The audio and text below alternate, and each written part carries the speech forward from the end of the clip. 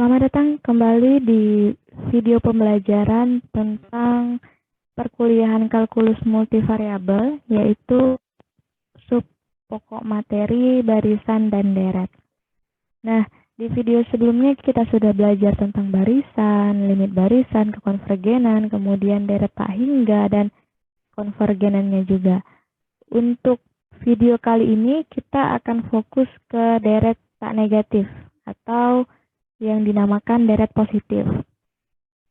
Nah, adapun definisi dari deret positif adalah, jadi misalkan kita punya deret AN, N sama dengan 1 sampai tak hingga, itu disebut deret positif apabila AN-nya besar sama dengan 0. Artinya suku-suku barisannya itu besar sama dengan 0 untuk tiap N elemen bilangan asli. Contohnya apa? Contohnya di sini gampang ya, paling gampang. Artinya kita mencari suku-suku barisan yang dia positif gitu, yaitu 1 ditambah setengah ditambah sepertiga atau 1 tambah seperempat tambah sepersembilan gitu ya. Banyak contohnya untuk deret positif seperti apa.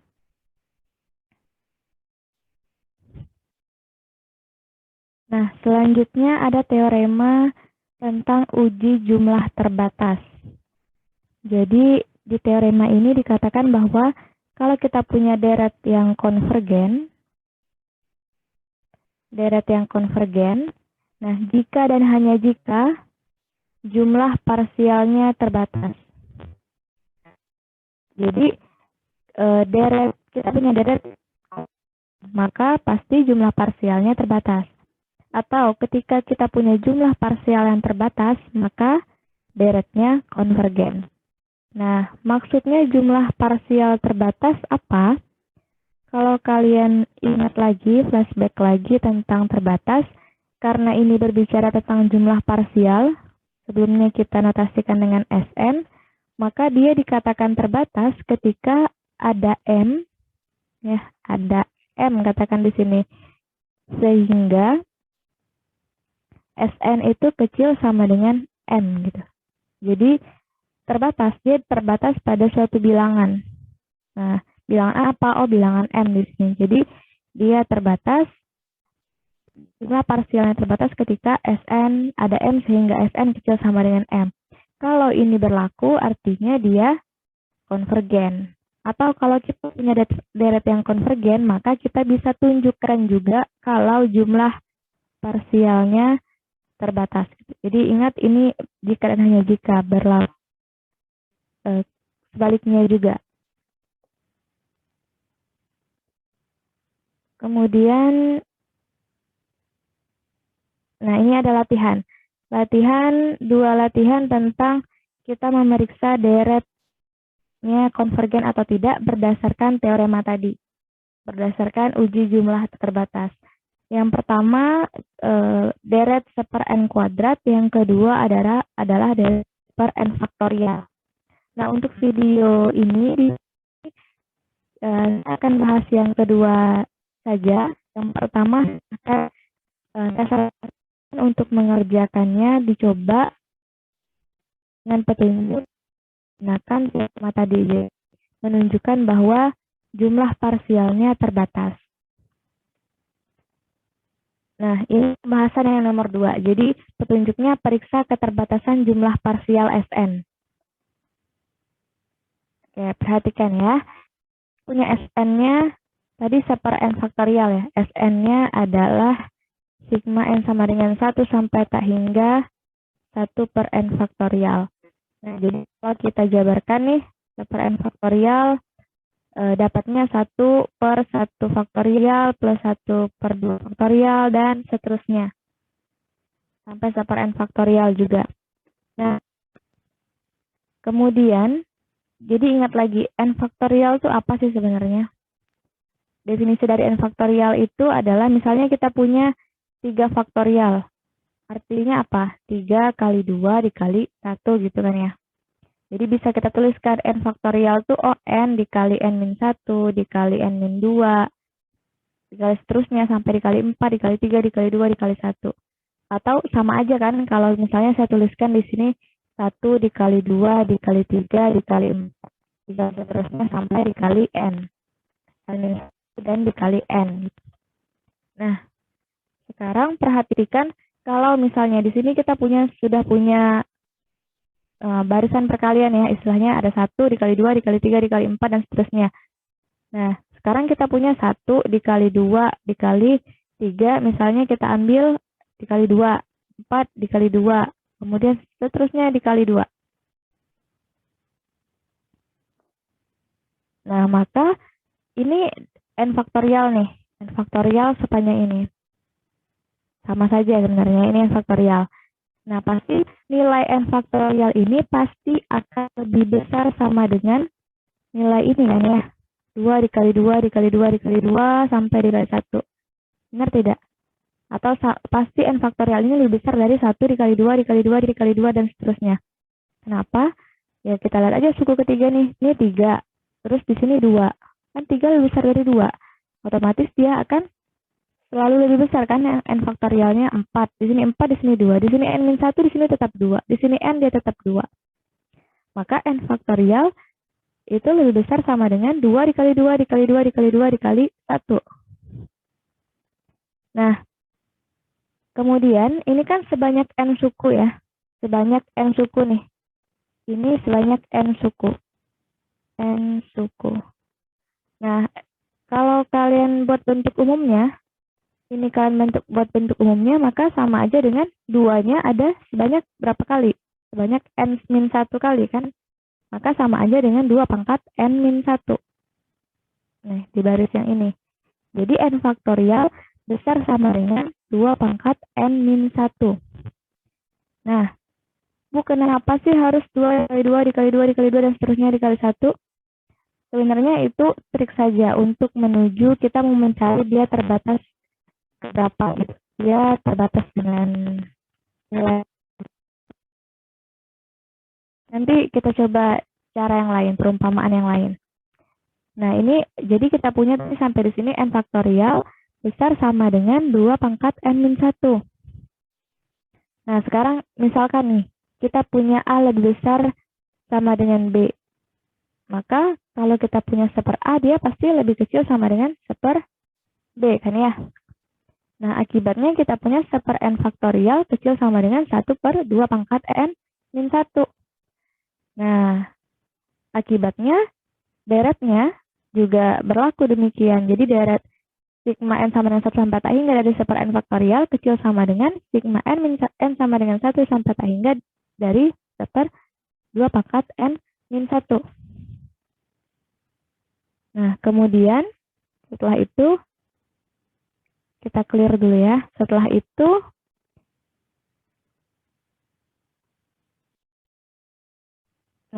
kita punya definisi tadi kan, Sn-nya kan 1/n faktorial ya. Deret dari 1/n faktorial.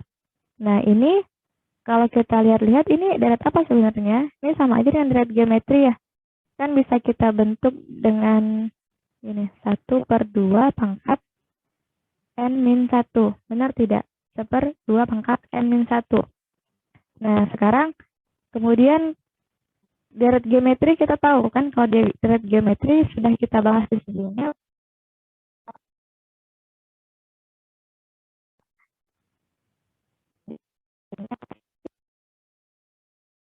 N ya. 1 min R. Nah, maka di sini A-nya berapa? A-nya adalah 1 kan ya. Untuk N sama dengan 1 dia setengah pangkat 0, 1. A-nya 1. Kemudian R-nya berapa? Oh, R-nya ini setengah. Kemudian setengah pangkat N dibagi 1 min setengah. Nah, setelah itu kita dapat bahwa ini kan 1 min setengah sama dengan setengah ya. Nah, akibatnya Sn kecil sama dengan 2 dikali 1 min setengah pangkat N. Ini perhatikan bahwa setengah pangkat N. Setengah pangkat N, maka semakin besar N-nya, nilainya semakin besar atau semakin kecil? Dia akan semakin besar ya. Nanti N pangkat 1 setengah. N pangkat 2 dia 1/4. N pangkat 3 1/9. Akibatnya 1 dikurang, dia akan konvergen kemana? Akan semakin kecil kan ya. Nilainya akan semakin kecil, tapi di sini nanti 1 dikurang sesuatu gitu. Dikalikan dengan 2. Nah, 2 dikali 1 dikurang sesuatu di sini pasti lebih kecil dari 2 kan ya? Lebih kecil dari ya. Konflik sama dengan lebih kecil dari 2. Kenapa? Karena nanti ini akan ada pengurangnya. Misalnya ya 0,5. 1 dikurang 0,5, 0,5. 2 dikali 0,5. Nanti berapa hasilnya? Nah, selalu akan lebih kecil dari 2. Nah, akibatnya nanti kita dapatkan Sn kecil sama dengan 2. Jadi, M-nya berapa? Dia terbatas di mana? Oh, dia terbatas di 2 ternyata. Maka, karena dia terbatas di 2, jumlah parsial yang terbatas di 2, maka deretnya konvergen tadi.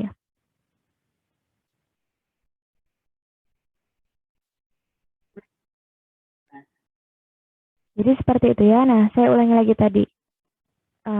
Jadi 1 dikurang setengah pangkat N. N-nya semakin besar, maka nilainya akan semakin kecil ya di sini. Kan 1/2, nanti 1/4, 1/8. Nah, 1 dikurangi sesuatu bilangan, nanti dia akan konvergen kemana? Silahkan kalian selidiki 1/2 pangkat N.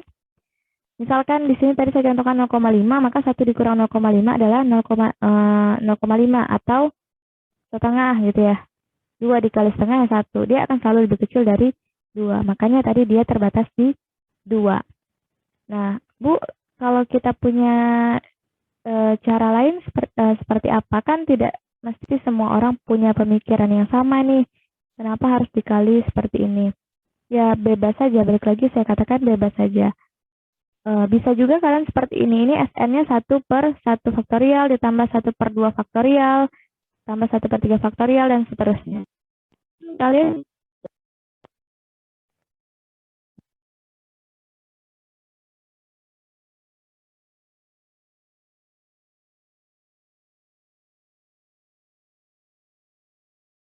per 1 aja, sama aja lah. 1/2 faktorial, kita tulis 1/2 ditambah 1/3 faktorial. 3 faktorial itu 2 dikali 3 kan? Sama dengan 2 dikali 3. Nah, saya tulis saja di sini 1/4. Kemudian di sini ada 1/4 faktorial. 4 faktorial itu berapa? 2 dikali 3 dikali 4 misalkan. Oh, saya tulisnya di sini 2 dikali 4. Maka dia 1/8. Kan akan selalu lebih kecil kan? Ini 2 dikali 3 dikali 4. Saya ambilnya 2 dikali 4. Ini saya ambil 2 dikali 2. Ini 2 dikali 1. Dan seterusnya. Ini 1 ditambah 1/5 faktorial. 5 faktorial itu berapa? 2 dikali 3 dikali 4 dikali 5. Maka saya ambil misalkan yang lebih kecil dari 1/5 faktorial. Dan seterusnya. Kalau kita lihat bentuk polanya di sini 2 dikali 1, 2 dikali 2, ini 2 kali 4 atau 2 dikali 2 dikali 2. Gitu kan ya.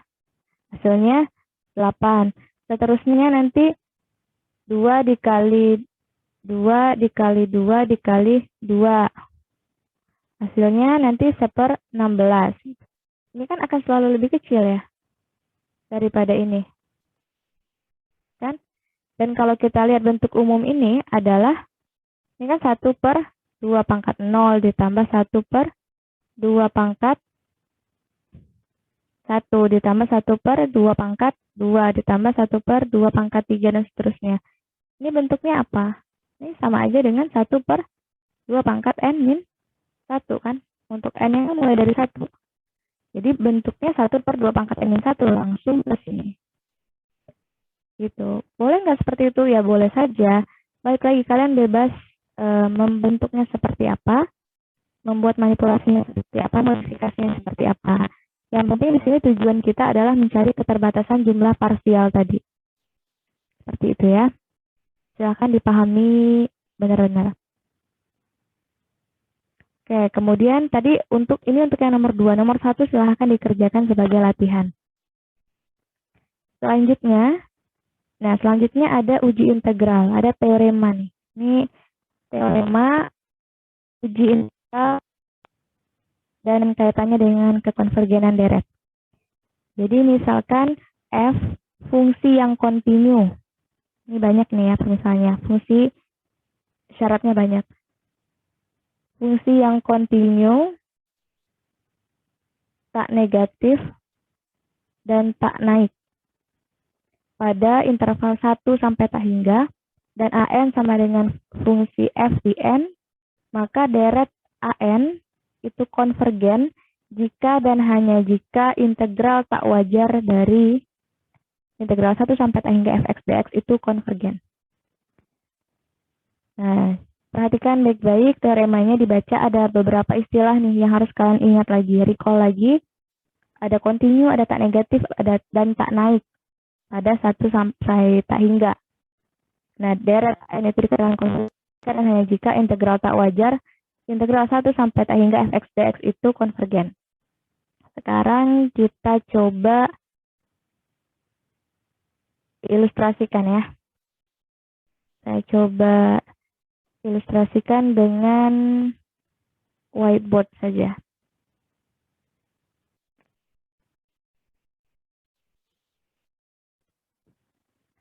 Jadi tadi dikatakan teoremanya dituliskan lagi sigma n sama dengan 1 sampai tak hingga an itu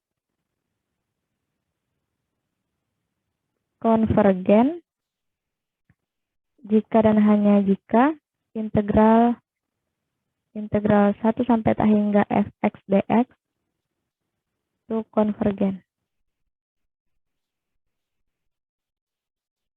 Ini kita ganti ini saja ya, jika dan hanya jika. Nah, syaratnya tadi apa? Misalkan kita punya F-nya kontinu, tak naik,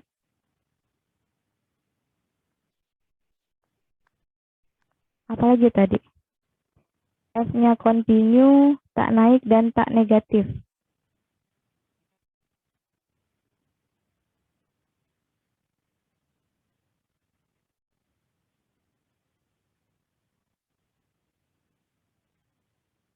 Oke, kita balik ke sini lagi.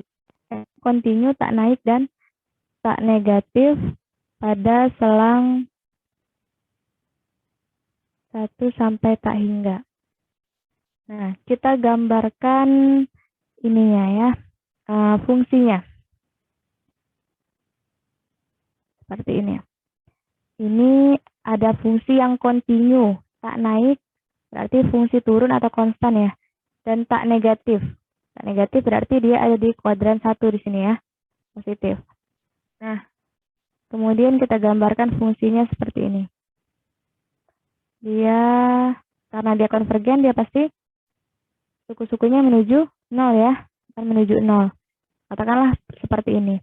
Kemudian di sini ada, kalau saya punya di sini, ini ada bilangan bulat 1, kemudian 2, 3, 4, 5, dan seterusnya ya. Nah, sekarang kita lihat, kita bedakan warna saja. Di sini ada barisan apa? A1. Kemudian di sini ada A2. Di sini ada nanti A3. Di sini ada A4. Di sini ada A5.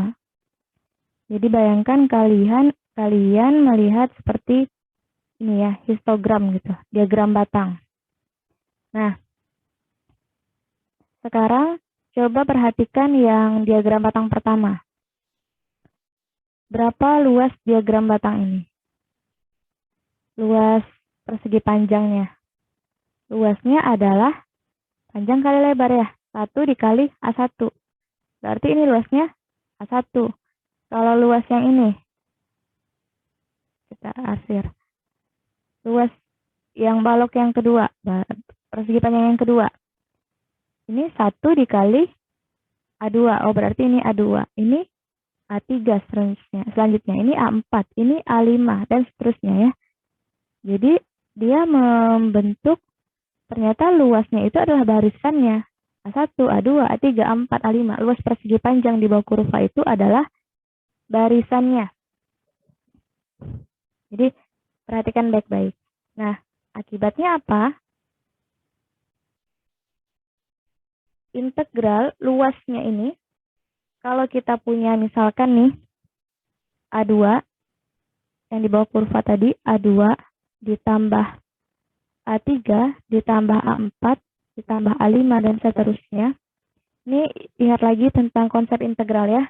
Konsep integral adalah menghitung luas di bawah kurva. Tadi A2 tambah A3 tambah A4 tambah A5 ini lebih kecil dari integral 1 sampai tak hingga dari fx dx. Kenapa? Ya iya kan ini integral 1 sampai tak hingga fx dx yang mana? Yang garis yang hitam ini. Yang mana yang lebih besar? Garis yang hitam ini ya. Luas di bawah kurva garis yang hitam ini kan yang lebih besar. Yang ini yang lebih besar. Kenapa? Ya kan karena ini tidak kita hitung. Tidak kita hitung. Pastilah luas di bawah kurva. Pastilah fungsi fx yang dari 1 sampai tak hingga itu yang lebih besar daripada A2 tambah A3 tambah A4 tambah A5. Luas satunya kemana? Satunya nanti dulu kita tambahkan. Nah, kemudian akibatnya apa? Ini bisa kita tuliskan juga nih. Ini bisa kita tuliskan menjadi sigma n sama dengan 2 sampai tak hingga an itu kecil dari 1 sampai tak hingga fx dx. Nah, kalau ini konvergen nggak integralnya? Jika 1 sampai tak hingga fx-nya, fx dx-nya konvergen, maka deret n sama dengan 2 sampai tak hingga an-nya juga konvergen. Terbukti kan? Jadi kita arah sebaliknya dulu nih. Yang dari fx-nya konvergen, maka kita mau buktikan deretnya konvergen. Berarti kita sudah punya pengetahuan nih, Diketahui kalau integral dari 1 sampai tak hingga fx dx-nya konvergen. Nah, kita punya, berarti tidak pakai jika ya. Kita ketahui bahwa integral 1 fx dx-nya konvergen. Akibatnya apa? Ya, akibatnya karena sigma n sama dengan 2 sampai tak hingga an itu kecil dari integral 1 sampai tak hingga fx dx, dan fx dx-nya itu konvergen, ininya konvergen, maka ya barisannya juga deretnya sigma n sama dengan 2 sampai tak hingga dari an itu juga konvergen. Jadi terbukti dari kanan ke kiri.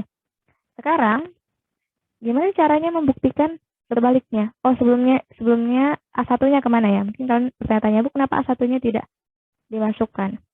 Jadi tadi sigma n sama dengan 2 sampai tak hingga dari an konvergen. Kan sebelumnya kita juga sudah belajar. Kalau kita tambahkan 1, ini tadi kita A1 ditambah A2 an, itu sama dengan A1 ditambah sigma n sama dengan 2 sampai tak hingga an. Ininya konvergen. Ya kalau kita tambahkan 1, dia akan tetap konvergen. Periksa lagi yang sudah kita pelajari sebelumnya. Kalau tidak salah saya notasikan kalau Sn konvergen, maka Sn plus 1 kita tambah 1 juga konvergen. Oke. Nah, sampai di sini saya harap kalian mengerti ya. Tidak langsung mengerti tidak apa-apa, balik lagi. Yang penting kalian coba aja untuk mengerti, coba untuk pahami. Nanti dicoba-coba lagi, silahkan. Supaya lebih paham konsepnya. Balik lagi, saya tidak meminta kalian untuk menghafal, bebas saja. Bebas kalian membuktikan dengan cara apapun, silahkan. Banyak variasi. Kalau kalian menemukan cara yang lain, lebih bagus. Ya. Nah, sekarang selanjutnya kita buktikan yang sebaliknya. Kalau dari kiri ke kanan, kita punya deret an-nya konvergen, maka integralnya konvergen juga. Sekarang perhatikan seperti ini. Kalau tadi kita geser ke kiri, A1-nya kita hilangkan ya. Sekarang gini, A1-nya kita geser ke sini. Kita ambil integral yang atasnya. Nih, ambil yang seperti ini. Kita geser satu satuan maksudnya ya. Jadi, kalau kita geser nih, A1 kita geser ke kiri.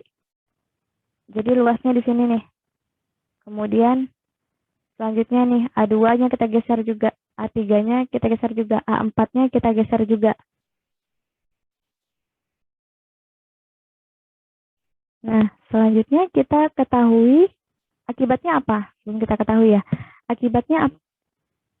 Akibatnya A1 ditambah A2 ditambah seterusnya ditambah AN itu